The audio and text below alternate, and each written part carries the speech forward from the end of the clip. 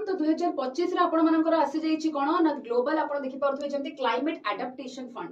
तो ये आपण यूएनईपी माने यूनाइटेड नेशंस एनवायरनमेंट प्रोग्राम द्वारा रिलीज हुए।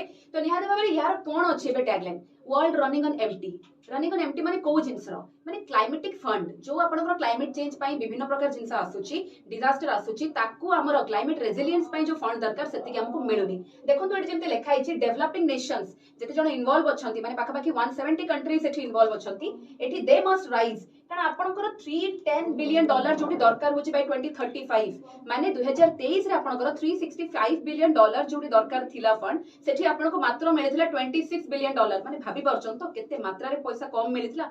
तो सेति पई एबे रहूची कि 310 बिलियन डॉलर बाय 2035 निहाती भाबरे हमको दरकार कारण जदी क्लाइमेट रेजिलियंस रहूनी माने हमर सबु कंट्रीज ऑलमोस्ट बहुत जिनस कोलैप्स हो असुविधा आसीबो। तो निहाती भाबरे एटा गोटे बहुत बड़ कंसर्न खास करे मेलिसा आपण जानिचंती हरिकेन आसीची केते बड़ आपनकर डिजास्टर आनीची। तो निहाती भाबरे या ऊपर फोकस करंतु आणि रिपोर्ट निहाती भाबरे आपनकर क्वेश्चन रे एग्जाम आसीबो। बाकी कमेंट सेक्शन आपण जणैबे कि यूएनईपी रो हेडक्वार्टर कोठी।